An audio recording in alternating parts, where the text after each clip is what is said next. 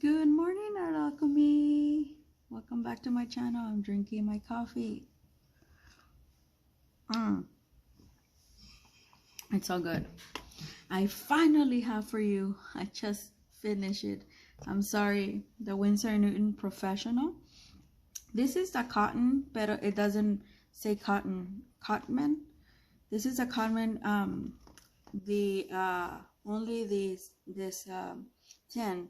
Because at the time I had somebody had one, so I switched. Like, I didn't really like the little travel canteen professional from Winsor and Newton, so I took off the professional colors and I swapped it with this one. At the time it cost me $25, which with the cotton 24 set on them. It looks kind of bent. I don't know if it's bent, but I think, no, it's not, just my eyes. But yeah, so because at that time I still don't have any white. This is the only pearl white palette that I have, and this is Winsor and Newton. So, and also because I had a very small amount, close to, over 2 years ago, almost 3 years ago, when I started when I started my range, I had bought the 12 set from Jackson Art for very cheaply. I got them for like around $30 because I had the 10% discount. This was one of my very first orders from them. So I had I remember that year I had like 3 different coupons, so I took advantage of that. And it was the time that Winsor and Newton was super expensive here in the US. You could find it just about anywhere. But I know that's when I started noticing that Jackson started to get rid of them, because the UK started their movement to get out of the Brexit, basically, pretty much. So Jackson's, I guess, kind of knew, so they started to get rid of their palettes, and that was one of the first out of the 2 that I got overseas from Winsor. And now if you look at overseas, you can't get them here because they're not part of the EU, something like that. And that's why Hobby Lobby, that's why we're here, because when I got the 12 set and then I got another set and I had some repeated, so I didn't so I used the repeated and put them here, and the tubes I left them. So I have quite a bit of tubes from 3 years ago with that big Winsor and Newton sketcher, and that one did come with 100% Winsor and Newton watercolor swatch, and it's quite large, and it was printed on there, and I just add to it because now I have more tubes. So yeah, just to keep me on my toes. But that one you don't see anymore because I have it in another case where I only keep stuff that I don't use, or that I have more of. So yeah, so this is my Winsor Newton Professional palette, the only one, and they're all half pans because, as you know, or you may not know, Winsor and Newton, it's very expensive. It used to be, I don't know if now, but one of the standard, like, you know how Daniel Smith is the standard for here in the US. In Europe it might vary, it might be Rembrandt, it might be other brands, but the Winsor and Newton is one of the oldest watercolors. Now let me tell you this, a lot of people are started to that used to, when I started this art journey, a lot of professional watercolorists had Winsor Newton Professional, and they had it in this palette. They bought the tubes. They wouldn't buy the half pans. The half pans became more accessible when, like I said, the political pragmatism changed in the UK. So they became more accessible because they're easier to ship, right, than tubes and stuff like that. You don't have to worry about tubes exploding and your palette not getting the right way. Mine is a little bit bent, but like I said, I don't mind. I don't really use it other than to store its own tubes. It is quite heavy though. This one is very light, and I like it for that reason, and it's quite compact. Now Now that has changed, but I still managed to get this collection because I had 24. This was intended for 24. Now how I turned it into a bigger palette. This is all professional, by the way, all of this. So this is a pour half pan that I have. So I had a little tiny cotton set, and so I had quite a bit of these, and I remember I used some in one of my floral with the tubes that I created for Paul Rubin, and the floral set that I had for student grade, so I could put them all in one.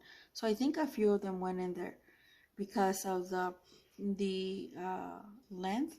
So the Cotman, well, Winsor and Newton in general, whether it's Cotman or professional, half pans are smaller than your traditional half pans.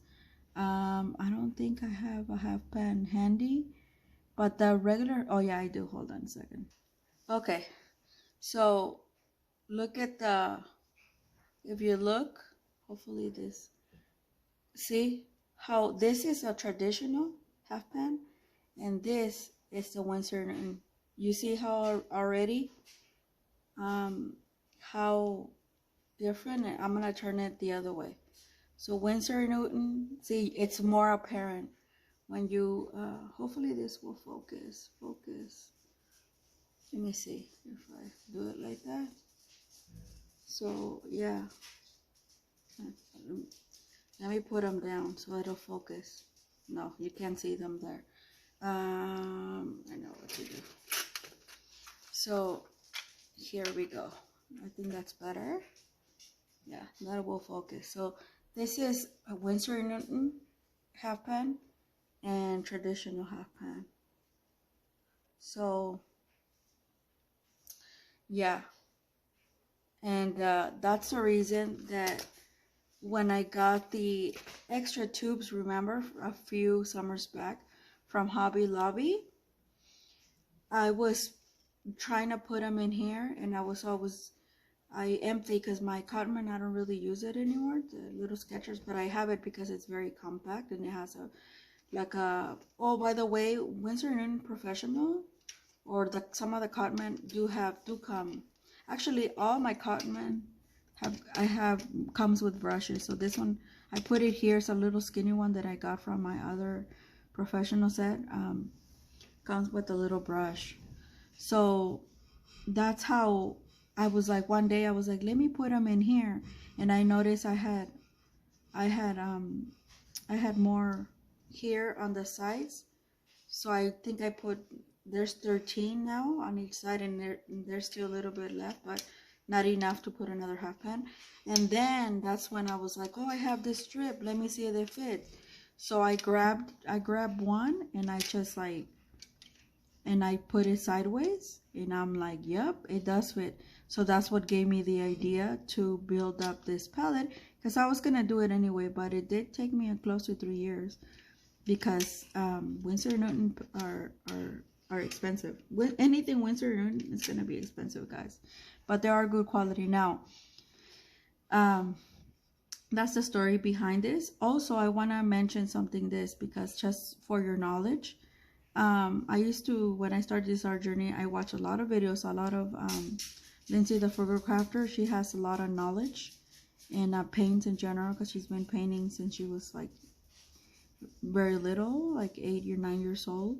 So she grew up with the Cotman set and then professional, and she was saying something about, look where Winsor Newton professionals are made, because before it used to all be made in France, but that changed sometime in the 2000s. The Cotman range got moved up to China, so that comes out of China. And I have noticed that some professional sets of Winsor Newton on Amazon do come from China. I haven't bought any.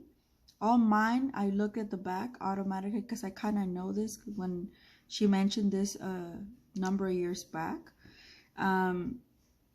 that they were not as good if the professionals range was coming out of China versus France.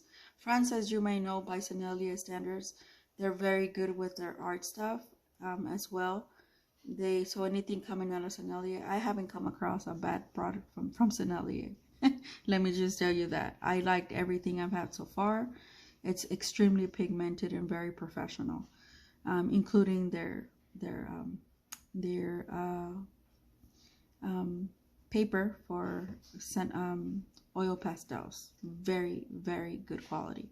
So all my professionals have, I look at the back and they all have said made in France. So I don't know if I got like older batches or whatever, including the tubes that I got from Hobby Lobby, which I don't know how long they had them stored there. I don't think very long, because Hobby Lobby gets rid of their stuff. They don't care. They just put it on clearance. And Michael's is starting to do that too since last year. That's why I always manage to find like really good things at Michael's on the clearance rack. Van Gogh, you name it, like all this stuff, because they do that now. They clear their racks like about 3 times a year with their art stuff, like their good quality art stuff. So they're starting to do that, which is good, because then more people have access to it without paying the high price tag. So that's something for you to keep in mind. Now, a lot of people will tell you go with Roman Schmal. Roman Schmal, when I started my palette, it was very cheap, and I got half of it from Arte Miranda in Spain, because they ship like this quick, $14, and you have it on the 3rd day that you after you order. Like you order that day. I've ordered normally on Sundays, and by Wednesday the on track was right here, delivering early in the morning before noon, my art supplies from Arte Miranda for $14. They only ship what is that, we don't really use it here in the US. It's international, that I forget right now, but in America it's called on track. Like what they on track is the one that brings it to your doorstep. So yeah, that's been my experience. Other people that started with this range no longer, like I said, because either they can't access it anymore. Like I've noticed in the Bromley's and all these art supplies from Europe, from the UK, they tell you no, like it automatically says on the card, can't ship to the US. So however you can get your hands on, that's what you get.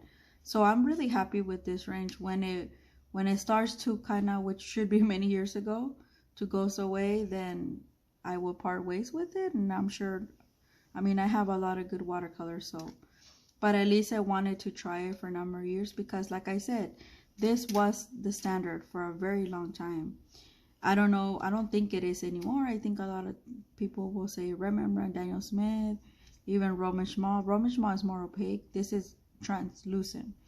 Or White Nights, for some of us. Yeah. So Rosa is a bit of a mixed bag between opaque and translucent. But these are mostly, I think all of them are very transparent. Transparent. Sorry, guys. But yeah, so let me swatch them all for you. And so I just want to give you a bit of a background. Okay, guys, sorry. It's been a minute for you, but it's been a long time for me. Like 2 hours or something. Like today, the Day of the Dead, and my stepdad went to go see my mom at he was a little upset, but because nobody has none of my family members have like basically go see my mom. I don't go much because I talk to her in spirit, but yeah, it's just I just don't like going over there basically. But yeah, so, and then our water softener delivery came. Oh my god. So it's been like 2 hours for me, but for you it's been a minute. It's almost noontime, so this video will go live in the afternoon. So oh well. So here I already label. I have 36 or 37 half pans. So, and like I said, so I'm gonna re-swatch this for you. I might change the order, so I haven't, but this is for you guys, because you guys, I know I promised, and you guys like it when I Yeah, when I'm trying to see so you guys can see better. There. Okay, so I have my water brush with me. These are very soft, like so the first one is lemon, Winsor lemon. I love lemon yellow, but this Winsor lemon is more on the green side, I think, than the yellow. It glows. I do like it still, but compared to my other, and they're all, like I said, Winsor and Newton is known for its transparency. So the next one is cat free, which is funny because I have it next to my cat free yellow. I have it next to my, okay, this one is a little bit opaque, a little bit, I could totally tell. Yeah, it's a little bit opaque. That's okay, not as opaque as you may know, but it is, which is funny because next to it I have its friend, cadmium yellow. This is not free, this is real cadmium. So you see the difference? So they did a good job. This is the synthetic version and this is a real one. I am certain of it because I have this is one of the tubes I got from Hobby Lobby, I believe. Yeah, a lot of these I didn't buy as half pans, I created them. Well, 24 of them I did, and then I expanded my range. Well, this is so this is one of the this is opaque for sure. So and you see how I like the flow of the Winsor and Newton. It's really pretty. I really do like this paint because it's like not as transparent as this is Naples Yellow Deep, the one I'm currently swatching.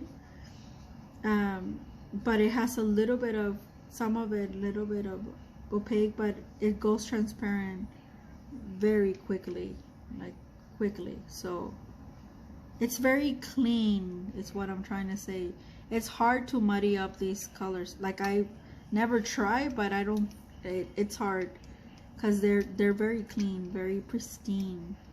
That's why a lot of people like to, well, used to like to work with. This is one of my favorites. This is Queen Gold. And I have it next to the yellows, but because you can see it kind of glows. It's so pretty. I love it. I love it. Oh. Quinacridone Gold is one of my favorites. Quinacridone Green, which is I have also, is one of my faves. Anything gold, it's my fave. And also, you know how I don't like yellow ochre? Well, I do like gold ochre, which I have. The next one is Permanent Rose. This one came from my big set of 12, like that I got from Jackson's. So this is very similar to the Opera Rose. And it took me a minute because I was like, where did I get this color? And I had to look back.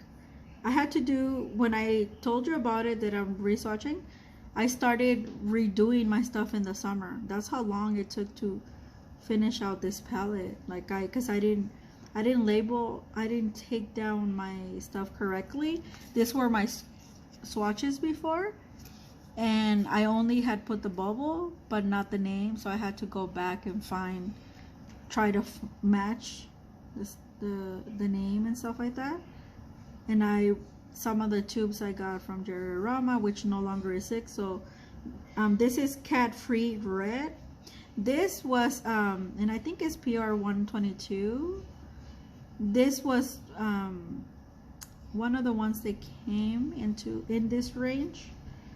I do love the cat free stuff. It's, although it is not real, it's, as you can see, it's very, very nice, very vibrant.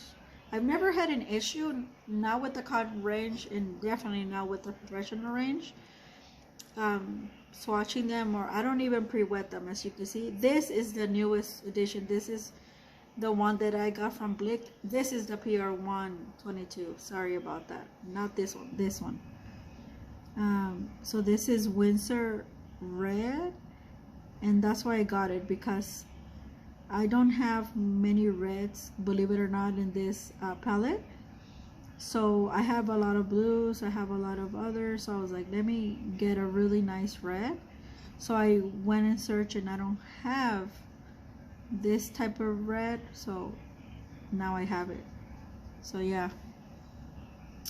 And yeah, I don't have very many. I don't have oranges, I don't think. Could have gotten an orange, but I think between the yellows and the red I could make like an orange, because yeah. So on this, in this case, I don't really mind. It's a convenience color. So the next one, it is, see how pretty it is. So I hope the wait was worth it for you guys. This is sanguine red. So this color, I have 3 tubes of it, and I got it for Jerry Aroma for $3 and some 3 years ago. When I, well, yeah, 3 years ago when I made this palette. So this is one of the, and the reason I got 3 tubes because they were on sale. So it was like $10 for all 3 tubes. This color is no longer available. It actually fade out. So I have it, but you won't see it anymore in Winsor and Newton. They've, and maybe, who knows, since they're making a revival, they'll bring it back. But as far as I know, like, it's not available, but I have it. The next one is, oh, one of my favorites, Potter's Pink. I have Potter's Pink, and here I have Potter's Pink in not in Daniel Smith, which I do want to get. I have it in Mayberry Blue, half pan, and I have it in Schminka. Schminka, and this one is probably one of my favorites. I do have the tube version, and the tube version of Potter's Pink is in Winsor and Newton. It's actually my favorite. It's actually more pinky. This one is more earthy, but it's still kind of nice. So all 3 of them variations are different. Alizarin Crimson. This is not permanent Alizarin Crimson, but it is a really nice one. As you can see, the I think I kept it. Yeah, this one's not a permanent one. I only have 1 permanent Alizarin Crimson so far, but since this one came with this one of the sets, I kept it. But it is a really nice one. So just so you know, this is PR83, because it's you could just use it as a sketchbook, but since for this sake it's expensive, so I'm not gonna trip. So the next one is Cobalt Violet. I really like this one. I like it better in one of the Da Vinci, and they have a ultramarine. I have the ultramarine as well, so sometimes I do mix them together just to give it like a higher tint. The next one is Permanent Mauve.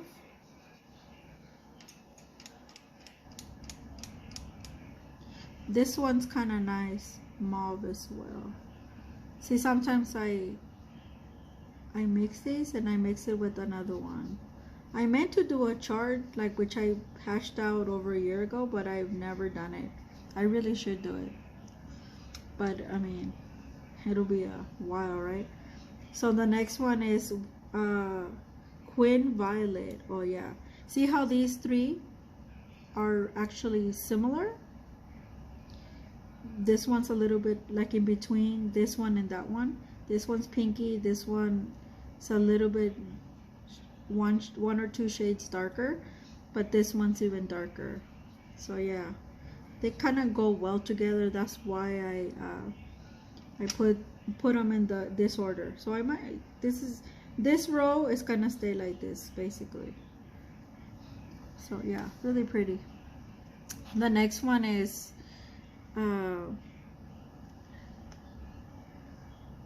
Ultramarine Violet. So this is one of the tubes that I got from Hobby Lobby. I was like, whoa, blown away. And some of these, unlike people, they used to tell me that they don't move. Some of these pigments, they do move quite a bit. So the next one is Perylene Violet. Yeah, Perylene Violet. And no, I didn't know because I got these colors from different places at different times. No, I don't. I didn't know how that I had so many violets. So yeah. The next one is Captain Mortem. This one I really like theirs ones. The one I have from Roman Schmalz, it's a little bit darker, but this one is more like violet-y, something that I would actually mix. But on here I have it as a really nice combining color. So I really like this one. See how I might change the order of this one and put it because these are lighter violets and this one is not, so maybe switch it out with the Potter's Pink and switch out this one instead. Yeah, I think that's what I'm gonna do when but I wanted to swatch them out like this. So the next one is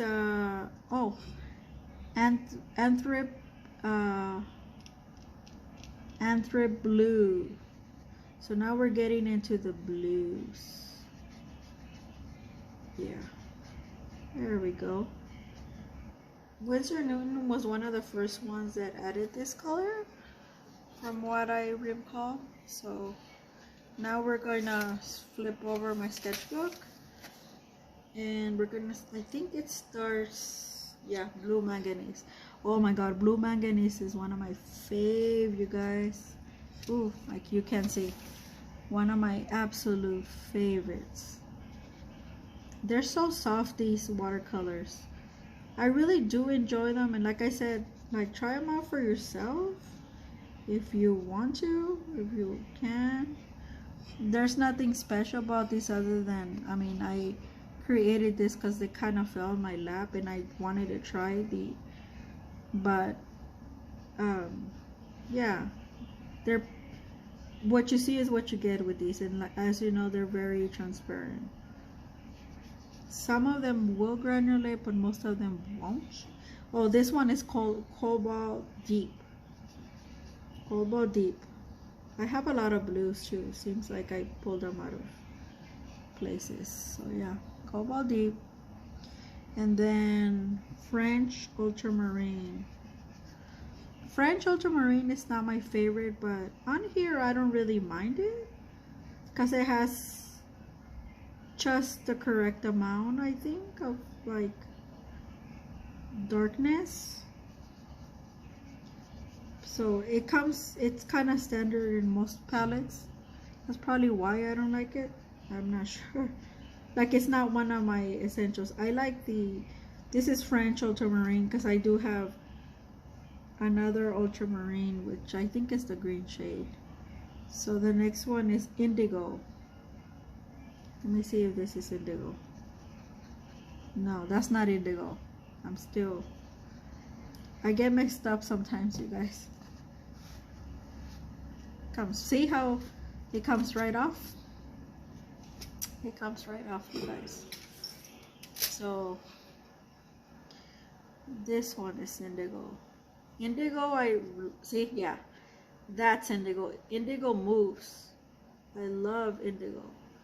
It's one of my favorite blues. This one is definitely one of my favorite because it's rich and deep, but yet it's transparent. You could make it transparent easily, and I like the way it moves. See, very pretty.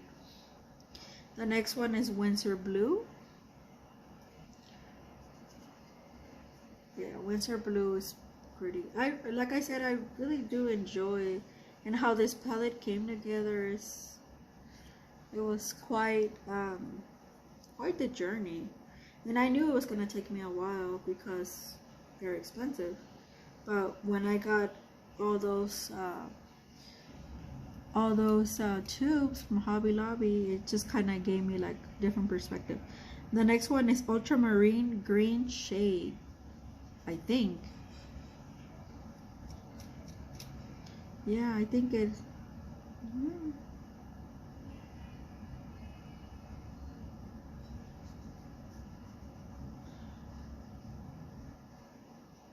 Green shade. So yeah, it is. I was like, I see it the same, but no, it is a little bit different compared to these guys. So these two are probably gonna moved over here somewhere with this ones, and this ones are gonna move back, and indigo is gonna be the buffer between aqua and green. So aqua green is next. Yeah, aqua green. Well, aqua green is beautiful. Look at that.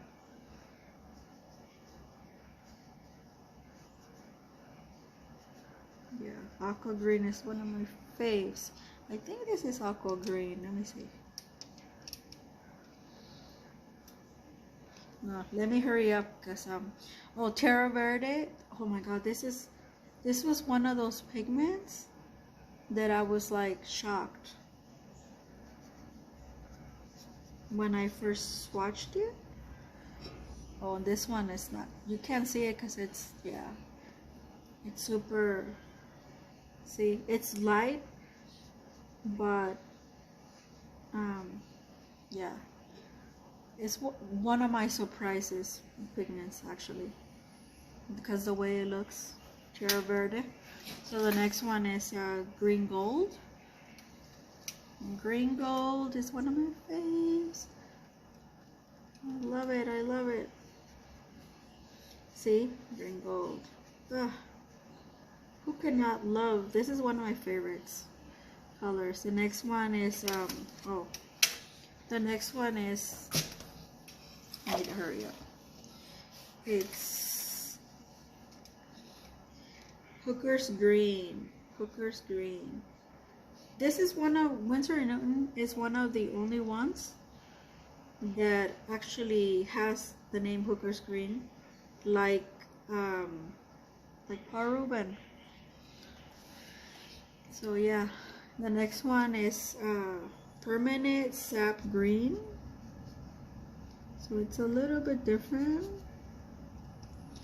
They could be cousins, right? But Sap Green is just a little bit darker. Then the next one is Gold Ochre. See, I told you I had another gold. Gold Ochre.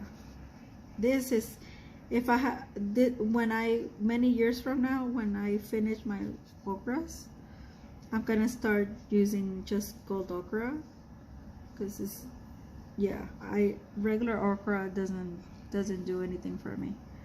So the next one is regular yellow ochre. See how different they are? It's just, ugh. And some of the ochres are better in other palettes. This one is kind of more caramel, it's kind of transparent, versus the other palettes is darker. It's more opaque.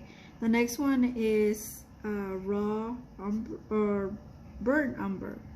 No, raw umber, not burnt. Raw umber. And the next one is gonna be burnt sienna. Because of oil paint, I have a new perspective on the burnt sienna. Yeah, I love burnt sienna.